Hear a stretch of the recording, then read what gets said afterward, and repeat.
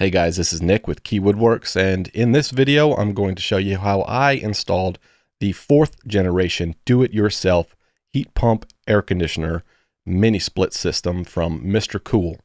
And as you see here on the box, this is the 24K unit. And before I even get started, I want to give a huge thanks to MRCOOL for providing this unit to me. I am going to be giving you my full thoughts and feedback on this, how easy the install is, all of the features on it, and just what I like and don't like about it.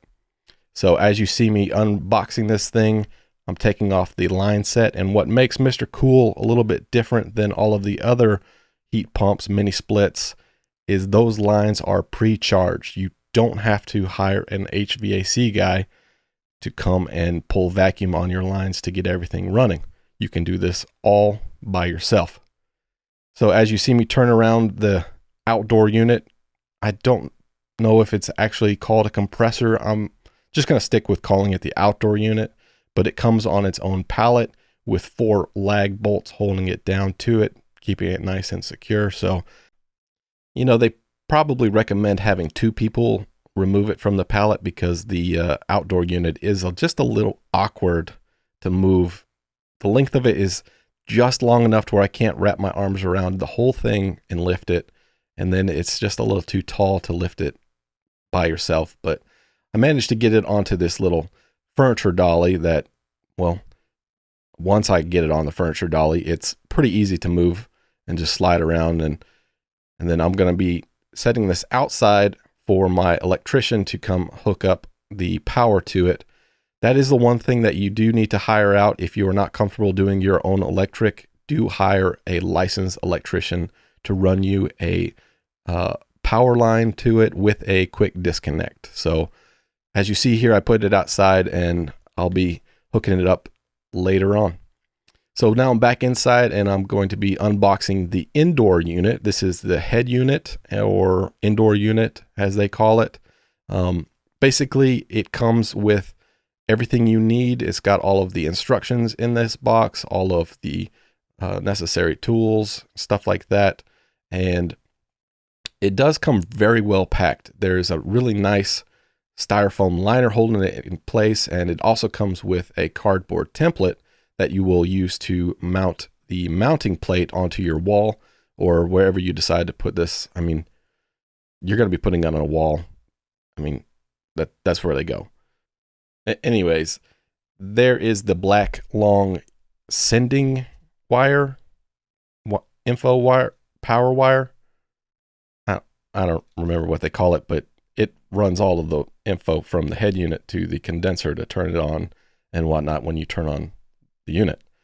So I'm unpacking everything that it comes with. It comes with a remote. It comes with batteries. It comes with a remote holder if you want to mount that somewhere. And what I'm opening here is the USB stick that you insert into the head unit after you have installed it, which then allows the unit to be wirelessly controlled with their app. So that's pretty cool. It's like a Bluetooth controller thing. So now I'm moving on to where I want to mount this head unit. And as you can see, I've got a pull-up bar that is looking brand new because I had thought I would use it a lot more than I did, but I guess not. And now I got to take it down because I want to put the head unit there. So I'm just removing all of these lag bolts, and now I need to measure out where I want the head unit. You need to give at least 6 inches of room on the top. So that's what I'm doing there. And then you want to make sure you don't have any obstructions to the left or the right of the unit. And it also has to be a certain amount from the floor, but obviously that doesn't matter if you're mounting it up high. So now I'm just going to be marking out where I want to put these anchors. I'm going to be using a combination of anchors and toggle bolts because I can only hit one stud where I'm going to be mounting this head unit. Now there are tons of options on this mounting plate to put different types of fasteners and whatnot, but they also have 2 designated spots for US stud locations, so 16 on center, and they have them marked as US. But I couldn't use those 2 spots just because of where I needed this head unit to land on my wall. So as you can see, I'm going to be putting in some of their provided anchors in just some of these spots. And then I'm also going to be using 2 100-pound rated toggle bolts to hold this thing up. Now, it doesn't really require a whole lot to hold this thing up. It's not a very heavy unit, but I just wanted to be sure, so I went with the two 100-pound rated toggle bolts. And as you see there, I'm going to be hammering them into the drywall. And as it looks now, man, I need to do something about this wall. It looks pretty rough. Those pull-up bars really did a number to that drywall. But hey, this is my garage, and this is on the opposite side of my shop too, so it doesn't really matter a whole lot to me, but maybe one day I will actually clean that wall up. But okay, so now that the mounting plate is up, I'm going to drill the hole through my drywall on the inside with their provided hole saw. And then I'm going to take their sleeve that they also provide and put a piece of painter's mask over it, poke a hole slightly off center, and then use that to go downward in that hole so that my outside hole will be slightly downhill from the inside hole, if that makes sense. It's for the drain line so that all of the drain will actually leave the head unit and not stick around. So then I get to bust out my brand new Harbor Freight hammer drill because I got brick outside and I don't have any other tools that are going to work. So I had to actually go to Harbor Freight and buy this thing. And you're going to see me here drill from the inside, and then I'm going to poke through my brick. There it is. A little bit of chip out, not bad. And then switch to a diamond core drilling hole saw that I also had to pick up. And it took me a really long time to get this started. And then I had to switch over to a hard chisel and hammer and just go to town on this brick to get it out. And I will say this was probably the hardest part of this whole install. It probably took me 45 minutes to an hour just to chisel and then go back to the hole saw to clean it up and then get everything nice and tidy to where I could slide that sleeve again all the way through and have it nice and tight, and I have a hole through my brick. So as you see, I got to clean up this huge mess. It made quite the mess, brick, dust everywhere. I probably should have been wearing a respirator, so don't do like me. If you got to drill through brick, use your PPE. So now I'm going to go back inside to the head unit and carefully bend that inside line set that goes directly to the inside unit, and then also the drain pump, get that nice and taped up so that I could then hoist it over my shoulder, send the info power cable out the hole, and then also feed the line set and the drain hose all at once, get it out there. It really wasn't too difficult. This is probably going to be a lot easier if you had somebody else on the outside pulling all of these cables and wires, but for me, it's just me in the shop, so I had to just kind of struggle and get it to go, but it lined up perfect. The template did not do me wrong. Everything was great, and then I just had to kind of wiggle my way around to where I could get the head unit to snap into the wall plate, and I didn't realize that you wouldn't be able to see from underneath. It's much easier to see from above where the top hooks into the head unit, and then it just snaps into the bottom. And take it from me, it's much easier to just look at the top, see where it goes, and then push in, and it all snaps together and it holds the head unit right to that mounting plate. And once you get it all figured out, Bob's your uncle. And now that it is hung and secure, I'm going to move on to the line set cover. They sell this kit alongside of their units, and it comes with a variety of different coverings, some straight pieces, some 90s, some 45s. And I want to get started with the top piece so that I can then bend the line set down and have everything already on the wall, so it's not something I'm fighting with once the line set is all connected. And I'm just using some tap cons and getting it nice and secure there, so then I could roll out the line set, which I'm going to do here. It's really easy. This is just copper wire, basically, just a really big, huge copper wire. I mean, obviously it's tubing, but it's copper. It bends easy. Just want to be very careful and take your time. And as you see, I'm just being very gentle with this line set, just going to bend it down there at the top of my 90 just to bring it down. And then once you have it pushed down into place, I could then start working to connecting the line set at the top. But before we get to connecting the line set, don't forget to throw in that neoprene sealant putty stuff that they send. I'm not really sure what this stuff is, but you just want to slide it in there and then push it around so it seals up that hole so that you don't have any kind of critters or any kind of condensation or air or anything. It's just gonna plug that hole up so that it's nice and tidy. And with that done, it's time to move on to connecting my line sets. This is a foolproof system. It really is. The black goes to the black and the gray goes to the gray, and there is absolutely no way that you can mix them up because they are different size fittings. So it's really easy for anybody to get this together. And they also provide these 2 crescent wrenches, which is really nice because not every DIYer has a set of crescent wrenches, but I mean, I didn't, but I do now.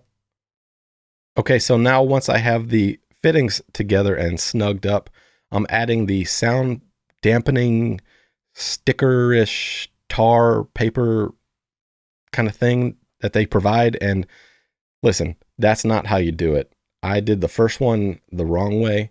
I mean, it still gets the job done, but what I should have done is what I'm going to do here on the second one and go long ways vertical so that it covers more of the copper pipe and it's not so bulky. But you live and learn.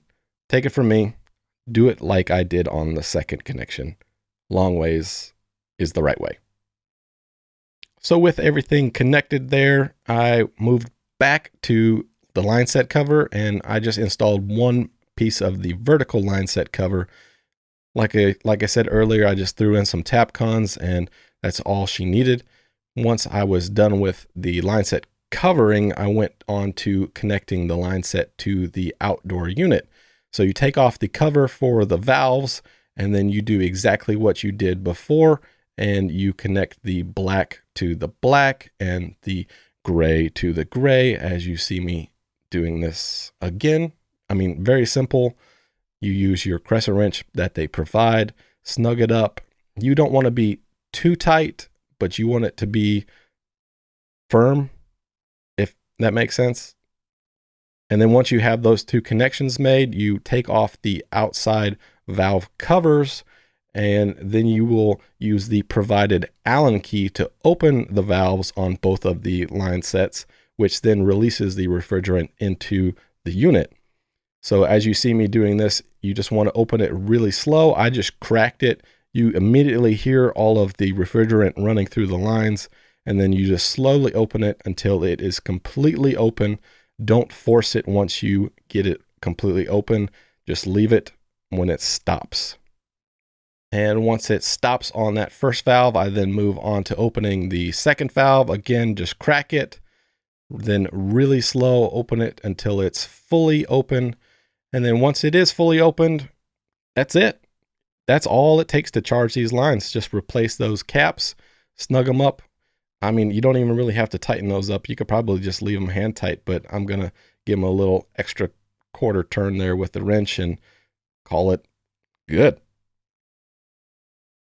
So once I get that done, I'm going to put the protective cover over that, and then we will move on to hooking up the head unit to the outdoor unit via the power send cable thing.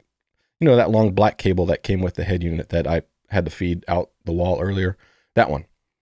So as you can see here, my electrician has already hooked power up, and it's real simple. This is a 220 unit, so he ran a hot, and a ground, and then that goes over to a quick disconnect. But I am going to show you here how I hooked up all of the power for the head unit to the outdoor unit, and it's super simple.